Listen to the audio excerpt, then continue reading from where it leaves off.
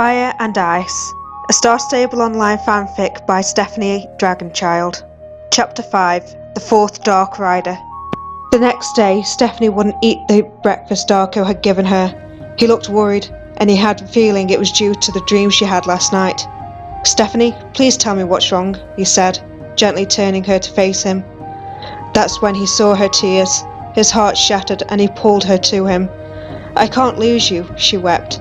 He shushed her, bringing her into his lap. "I love you," he whispered, and gently brought his lips to meet hers. They shared a kiss, which caused Darko's flames to rise up around them. As soon as they parted, the flames vanished. "I have to go," Steph sighed. With that, she left with her soul horse. Mr. Sands was jubilant. Today they were freeing Elise, and perhaps that would take Darko out of whatever mood he's in.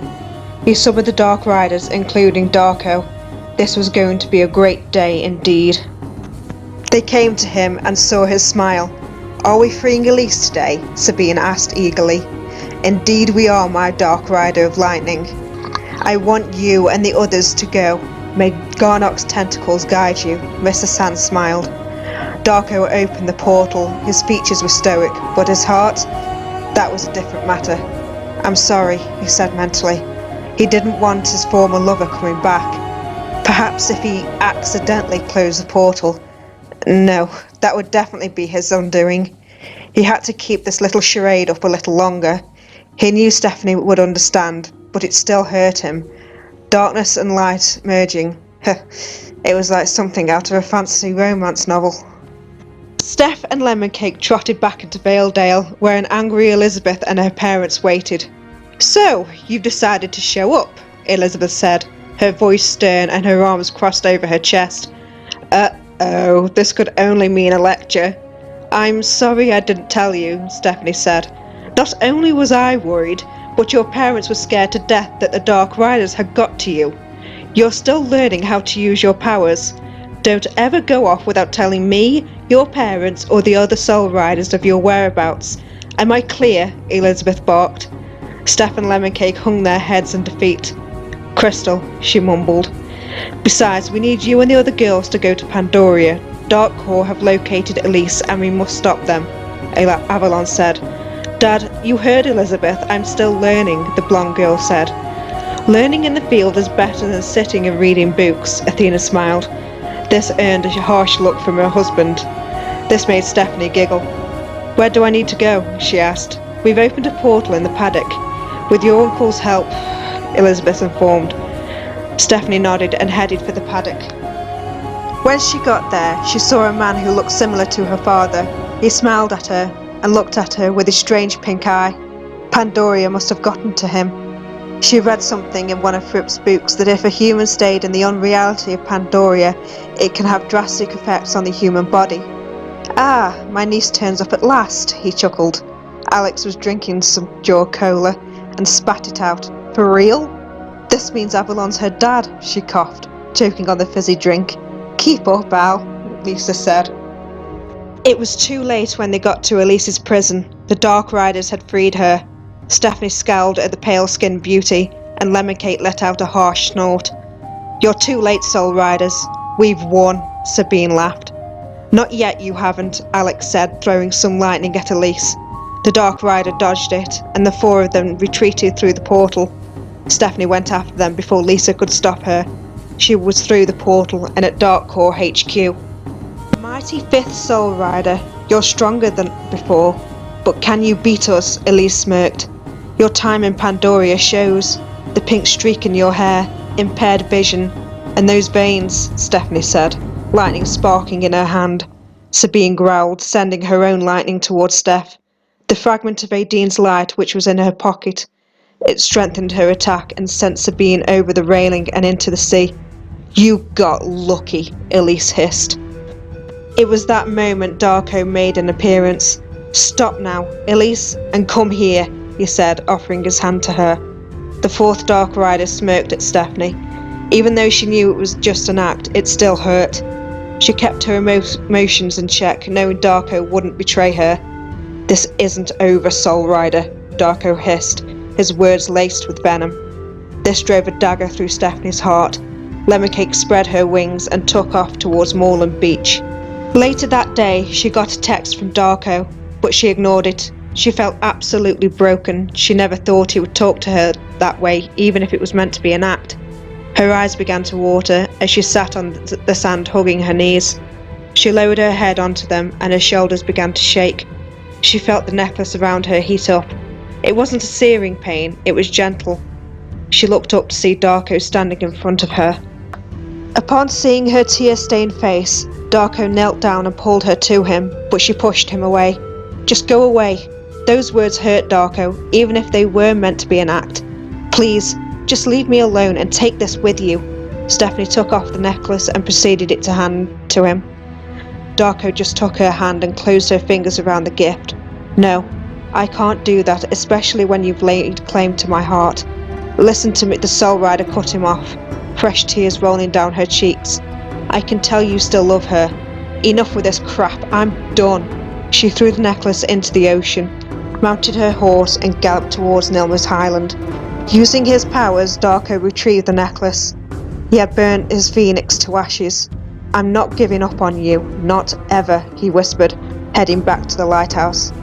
Stephanie tied Lemon Cake up at the abandoned farm and walked the rest of the way. Getting to Idris's circus felt like a relief. She entered the tent and sat on the wall surrounding the main performance area. She heard hoofbeats and thought Lemon Cake had broken free, but when she saw the head of a dark North Swedish horse, she smiled.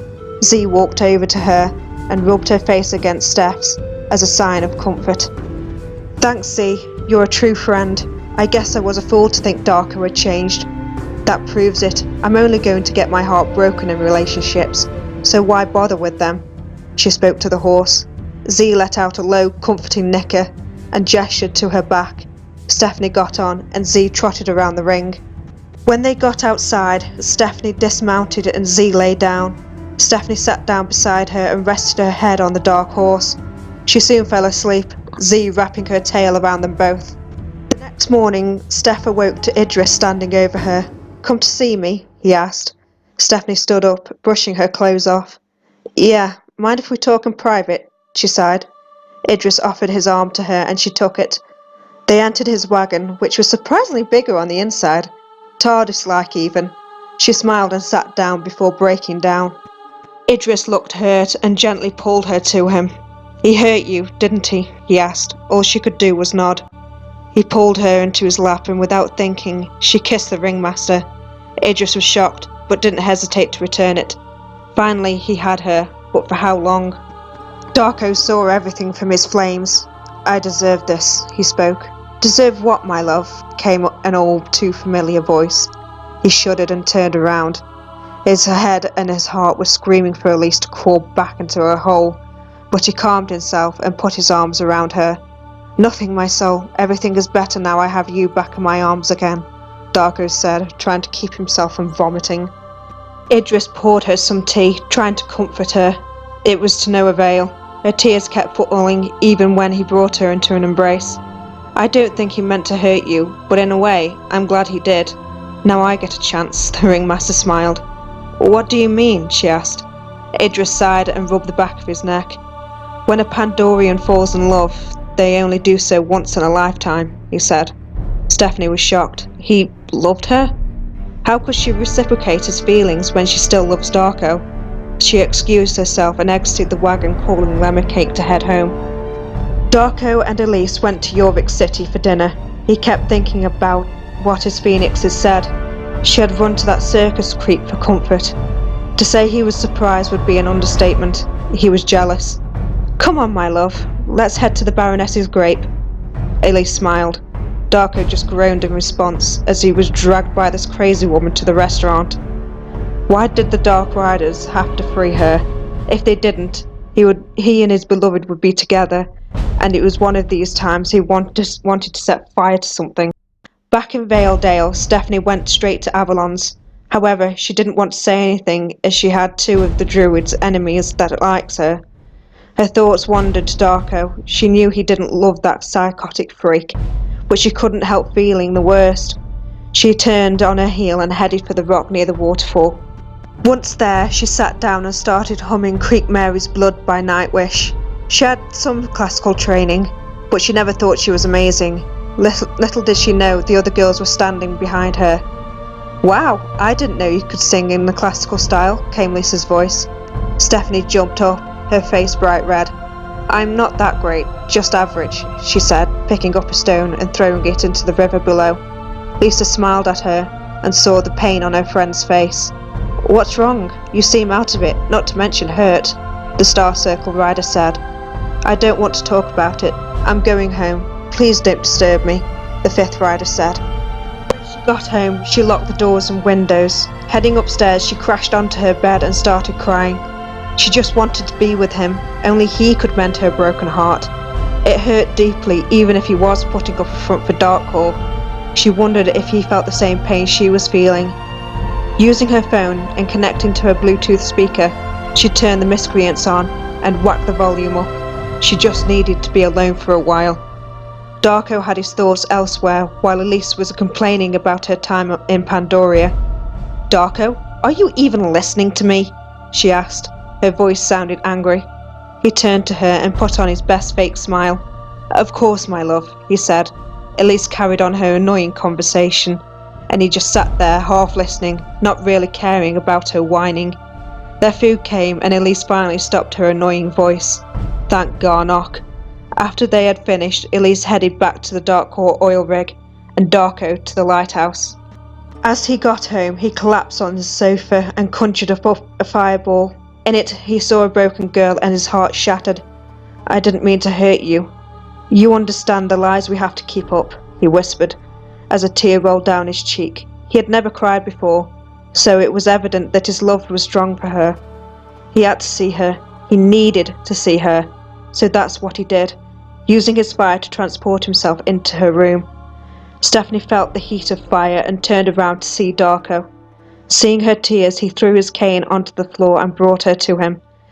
"I know we have to keep this lie up, but seeing you act that way with her kinda broke me," Stephanie cried. Darko shushed her, trying to keep her calm.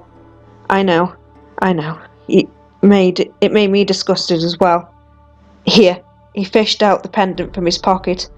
Stephanie smiled as he clipped it back around her neck, letting his fingers linger on her skin for a few seconds. Stephanie put a hand on his cheek and looked into his eyes. Darko harshly pulled her to him, crashing his lips onto hers. There was such passion in this, but they soon had to break for air. They leaned their foreheads against each other and smiled. Darko didn't want to let her go, and vice versa. Steph still had both hands gripping on the collar of his coat. "Stay," she pleaded.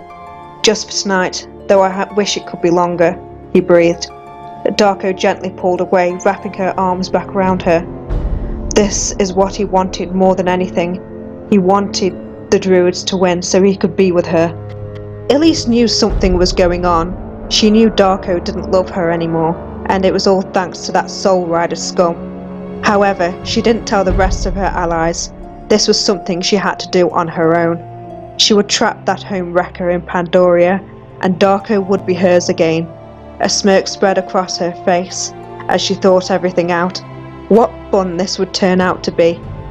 Darko and Stephanie spent the evening binging on Hammer horror films, and they had just started The Devil Rides Out, one of her favourites, and one of the rare moments Sir Christopher Lee plays the protagonist. She loved Christopher Lee and his amazing talent for acting. However, it wasn't long before Stephanie fell asleep on Darko's shoulder halfway through the film. He picked her up and carried her to her room, placing her gently on the bed, as he took off his coat and lay next to her with his arms around her. The Soul Riders were worried. All they wanted to do was help her, but she kept pushing them away. They were hurt, helpless, and annoyed. There was something obviously bothering Stephanie, but every time they asked, she clammed up and left them with more questions. Did they do something wrong? Was she planning on leaving them and joining Darkcore? Whatever it was, they were determined to get to the bottom of it. And thank you for reading this 5th chapter. If you have any suggestions or questions about the story, please ask them in the comments below. My Discord and Facebook and Instagram will also be in the description box. And I hope to see you all next week. Thank you for your continued support, dragons, and see you later.